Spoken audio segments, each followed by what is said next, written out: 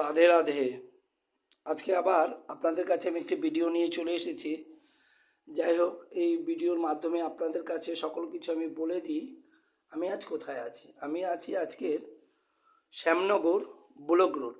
Shyamnagar block road. আজ এখানে তারই কিছু মুহূর্ত আমি আপনাদের দর্শন করাই। আজকে যেখানে গোপালের ভোগ লাগানো হয়েছে, ভোগ নিবেদন করা হয়েছে, আমরা সকলে গোপালের অনুষ্ঠানের জন্যই এখানে এসেছি। এখানে এই বাড়ির এই যে পিসিমা, এই বাড়ির এই মেয়ে, এই এক মেয়ে, আর এই বাড়ির মাকে তো চেনে নি আমার সঙ্গে। আর এই বাড়ির যে মা, তিনি আছেন ওদিকে সবাই। যাই হোক, ঠাকুরের ঘরে আমরা ভোগ আপনাদের দর্শন করাচ্ছি। তাই আপনাদের কাছে চলে এসে কিছু মুহূর্ত নিয়ে আছে গোপালের এখানে ভোগ লাগানো হয়েছে, সেই ভোগ আপনারা দর্শন করুন। ভোগ দর্শন করলে নাকি দুর্ভোগ কেটে যায়। যাই হোক, দেখুন এখানের এই বাড়ির গোপুসোনা কত সুন্দর।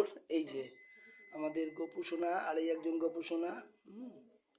আজকে গোপুসোনাকে ভোগ লাগানো হয়েছে। যাই হোক, দেখুন মধ্যাহ্নের ভোগের তো সেরকম ব্যবস্থা আমরা করতে পারি না। রাধারানী যা জোগাড় করেন, সচিরানী যা জোগাড় করেন, যে রাধা ঠাকুরানী যেরকম যা জোগাড় করেন, তাই সেবার বস্তুই আমরা ভগবানকে দিই।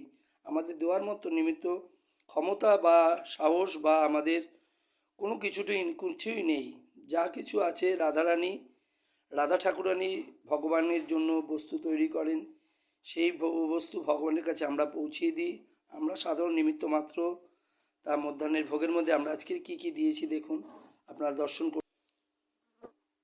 ভোগের মধ্যে দিয়েছি 5 রকমের ভাজি দিয়েছি: পটল ভাজা, কাঁচকলা ভাজা, বেগুন ভাজা, কুমড়ো ভাজা, আলু ভাজা, আর ডাল, পটলের দরমা, ফুলকপির রসা, তারপরে দিয়েছি মোচার ঘন্ট, পনিরের রসা, তারপরে চাটনি, একটি পিঠে, একটি হচ্ছে পায়েস, আর 5 রকমের মিষ্টি আর একটু ফল দিয়ে ভগবানকে যে নিবেদন করা হয়েছে। আপনারা সকলে ভোগ দর্শন করুন। ভোগ দর্শন করলে দুর্ভোগ কেটে যায়। তার সঙ্গে বৃন্দারানীকে রাখতেই হয়, যিনি ভক্তির দেবী, তাকে রাখা হয়। তিনি গোবিন্দের এবং রাধা ঠাকুরানীর ঠিক বাঁদিকে বসে আছেন, আর এদিকে মহালক্ষ্মী আছেন। আর এই বাড়িতে আর যারা আছেন, এই যে দেখুন এখানে অসংখ্য ভক্তবিন্দু মোটামুটি আসার কথা ছিল, তারা আসেনি। কেউ কেউ রাস্তায় গাড়ির জ্যামে বসে আছে, আসবেন।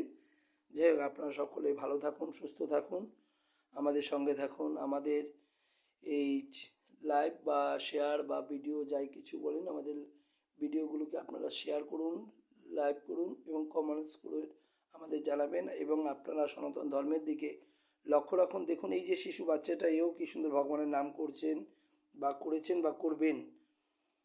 আপনাদের কাছে বিনীত নিবেদন, আপনাদের সন্তানরাও যেন ঠিক এভাবে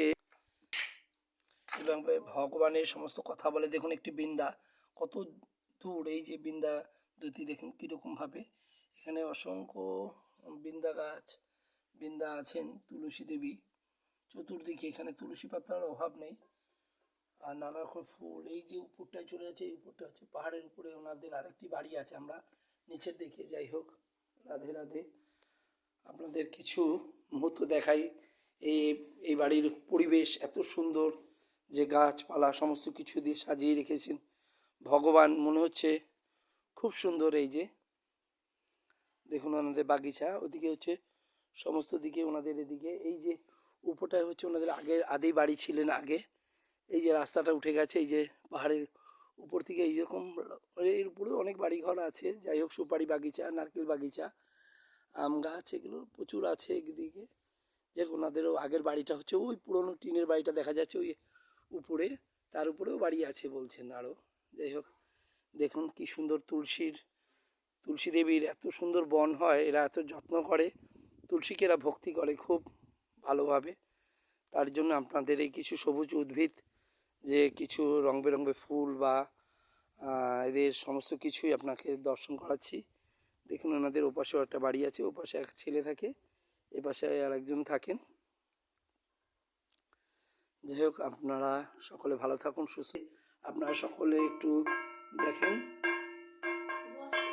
হ্যাঁ, বাজান এই বাড়ির মা, ওই যে আরও মায়েরা ওদিকে আছেন। যাই হোক, আপনারা সকলে ভোগ দর্শন করেন। আমাদের সমস্ত কিছু হয়ে গেছে, এখন আমরা প্রসাদ পাবো। আপনারা সকলে ভালো থাকুন, সুস্থ থাকুন, সনাতন ধর্মের দিকে লক্ষ্য রাখুন। রাধে রাধে।